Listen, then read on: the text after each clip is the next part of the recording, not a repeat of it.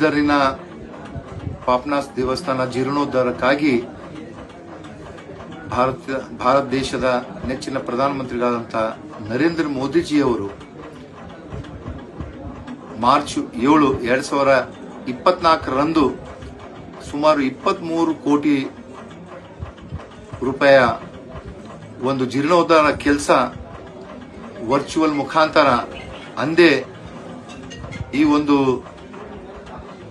ಶಂಕುಸ್ಥಾಪನೆಯನ್ನು ನೆರವೇರಿಸಿದರು. ಆದರೆ ಇಲ್ಲಿನ ಕರ್ನಾಟಕದ ಕಾಂಗ್ರೆಸ್ ಸರ್ಕಾರ ಏನ್ ಕೇಂದ್ರ ಸರ್ಕಾರದಿಂದ ಪ್ರಸಾದ ಒಂದು ಯೋಜನೆಯಲ್ಲಿ ಈ ಒಂದು ಕೆಲಸವನ್ನು ಕೈ ಎತ್ಕೊಂಡಿತ್ತು. ಇವತ್ತ ಈ ಕರ್ನಾಟಕ ಸರ್ಕಾರದ ಅಂದ್ರೆ ನಾಳೆ ಈ ಶಂಕುಸ್ಥಾಪನೆಯನ್ನ ಕಾರ್ಯಕ್ರಮವನ್ನು ಹಮ್ಮಿಕೊಂಡಿದ್ದಾರೆ. ಇವತ್ತೇನು ಇಂದಿನ ಸಂಸದರು ಕೇಂದ್ರ ಸಚಿವರಾದಂತಹ ಭಗವಂತ ಖೂಬರ ಒಂದು ಪ್ರಯತ್ನದಿಂದ ಈ ಒಂದು ಪ್ರಸಾದ ಯೋಜನೆಯ ಅಡಿಯಲ್ಲಿ ಸುಮಾರು 23 ಕೋಟಿ ರೂಪಾಯಿ ಈ ಪಾಪನಾಸ್ ಜೀರ್ಣೋದ್ಧಾರ ಕೆಲಸಕ್ಕಾಗಿ ತಂದಿದ್ರು. ಅದು ಆ ಟೆಂಡರ್ ಕೂಡ ಆಗಿದೆ, ಅವಾಗೆ ಶಂಕುಸ್ಥಾಪನೆ ಕೂಡ ಆಗಿದೆ.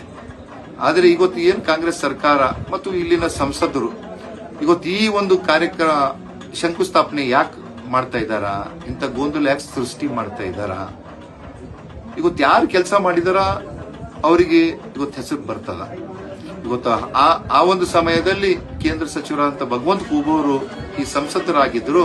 ಅವರ ಒಂದು ಪರಿಶ್ರಮ ಪ್ರಯತ್ನದಿಂದ ಈ ಒಂದು ಅನುದಾನ ತಂದಿ ಇವತ್ತ ಕೆಲಸ ಆಗ್ತಾ ಇದೆ. ಇವತ್ತು ತಾವು ಸಂಸದರಿದ್ರಿ, ಅದರ ಬಗ್ಗೆ ತಾವು ಕೂಡ ಇನ್ನ ತಮ್ಮ ರಾಜ್ಯ ಸರ್ಕಾರದಿಂದ ಅನುದಾನ ತಗೊಂಡು ಬಂದು ಇನ್ನ ಈ ಒಂದು ಪುಣ್ಯ ಪಾಪನಾಸ್ ದೇವಸ್ಥಾನ ಜೀರ್ಣೋದ್ಧಾರ